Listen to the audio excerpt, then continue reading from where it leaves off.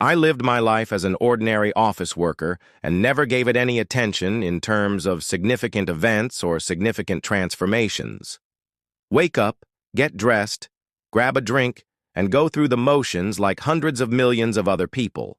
The only thing that broke the routine was the occasional happy hour after work, but otherwise, coffee, punch in at the workplace, and repeat. Even those seemed more like formalities than something I was excited about, including moving up the corporate ladder.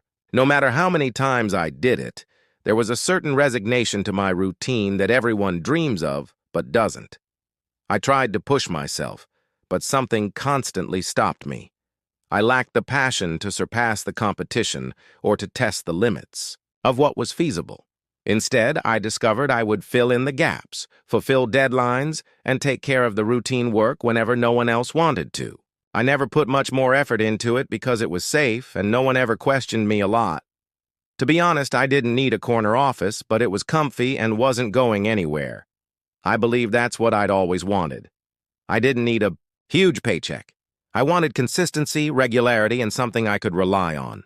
I immediately responded yes when my boss requested me to assist with an additional report on top of my regular workload. I didn't know how to say no, even though I knew it would make me feel more exhausted. It wasn't that I didn't want to, but I also didn't know how to demand more for the work I produced because I didn't know how to establish myself. I persisted in being the person who could always be counted on to finish the task, but never the one to make the big decisions. I persuaded myself that, like everyone else, I had occasional fantasies about getting promoted, that I would eventually discover the courage to take a risk and change my life. But that day never appeared. Instead, I continued searching for quick fixes and simple ways to succeed. Nothing existed.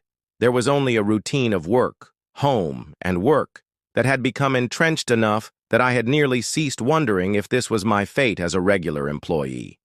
There are plenty of people in this world who are more motivated and tenacious, but I never really placed blame on anyone else. I selected this road on my own initiative, and it wasn't their fault that I had settled into this life.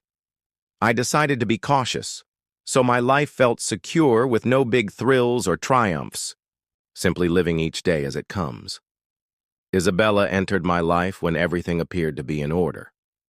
We met at a party hosted by mutual friends that neither of us really wanted to visit, but we ended up there anyway. She had a certain appeal and charisma. It didn't take long for us to become inseparable because of her presence, which caused everyone to pause and listen when she spoke. She had the ability to make me feel like the most significant individual in the room, as if I were the only one who mattered. It was satisfying to be picked by someone with so much going for her, someone who was obviously driven and ambitious. At first, everything went perfectly. Our dates were straightforward yet meaningful, a stroll in the park, for example. We had lengthy conversations over dinner and at the movies, sharing our concerns and dreams. For a while, I believed we had it all. It turned out that she was my partner in everything, and I was content to be there for our little family.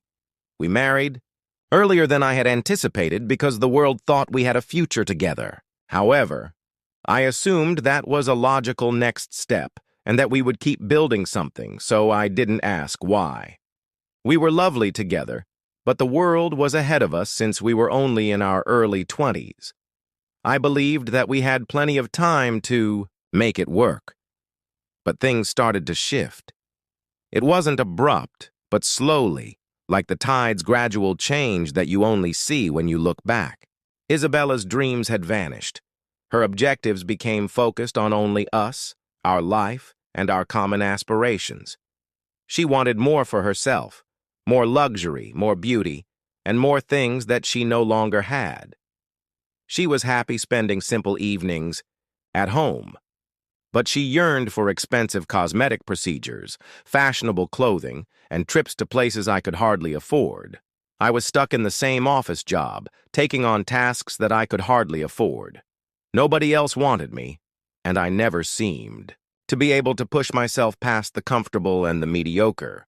Isabella needed something from me, but I couldn't offer it to her since I was happy and lacked the motivation to move forward. Wasn't the tension increasing with time? There were initially silent arguments when she would subtly convey her displeasure with the status quo, and then there were the loud times when she would say that I wasn't working hard enough or that I wasn't the guy she needed me to be. She desired more excitement, more success, more of everything, but I was unable to deliver. She would purchase pricey items and look at me dismayed when I couldn't keep up. I would try to defend my faults, but I knew in my heart that she was correct and that I wasn't the man she needed. While she was out there pursuing her goals, I was too at ease with my mediocrity and satisfied with life's regular pattern. I believed that I knew the writing was on the wall because of the way she occasionally gazed at me, like I was inadequate, like I was a letdown. But I never had the guts to confront it, because I believed I could make it better. I believed that I could become the man she desired and that she deserved. But despite my best efforts, I was never able to measure up. Our marriage, once it was established, began to fall apart.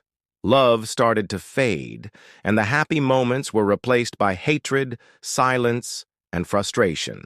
I didn't want to let go even though I was failing myself as well as her. I reasoned that if I'd just worked harder, perhaps things would improve. But after a particularly heated fight one evening regarding money and her life, she didn't see it that way.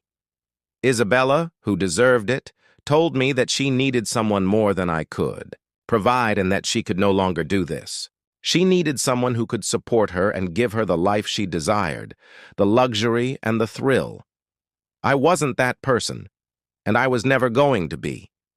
I pleaded with her to think twice, that things would change, that I would change, but she was finished, and she ended it with one last statement. The silence was deafening, and I felt the weight of my failure.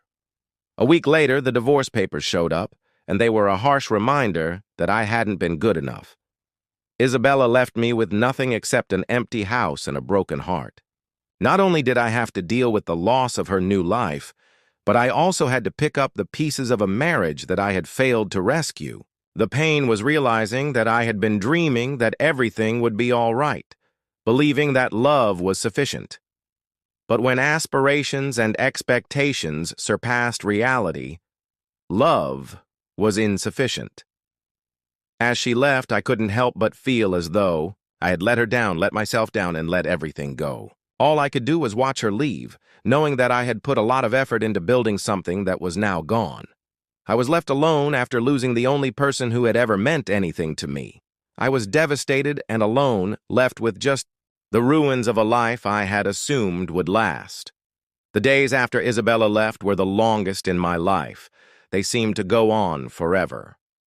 I couldn't help but notice her absence every hour that was defined by an emptiness lingering in the apartment's nooks and on the bed's vacant side. In the quiet moments I used to share with her, the silence seemed like a heavy burden bearing down on me, choking me. I was unable to escape the reality that I had lost everything I had. In the initial days, I was in a daze while I tried to operate and complete the tasks I knew I needed to do. Of course, I always went to work. It was the same job, but it seemed different. Like everything in my life had lost its meaning. My colleagues saw something strange, but they didn't inquire. I wasn't the kind to divulge private information to others. I kept it to myself, just as I never shared my divorce documents. I felt as though I was being given a death sentence when they showed up a week after Isabella left. It wasn't just the legal finality of the document that stung. There was no turning back, no mending what had been damaged. I felt numb as I signed the documents, knowing there were no words that could make this better. I kept thinking that I had failed her, myself, and us. Regarding our most recent talk and what she said to me before leaving, I remembered her telling me I needed a life that stimulated me. The phrase, "a future that feels worth living," pierced, deeper than any blade could. Since I knew in my heart that she was correct, and that I wasn't the man she needed, I had always been happy with what we had, but I had overlooked the fact that she required more than I could give. She craved adventure, security, and the kind of life that comes with desire, ambition, and the ability to pursue your goals regardless of the cost. I was never that way, and I had never been able to acknowledge that loneliness until it was too late.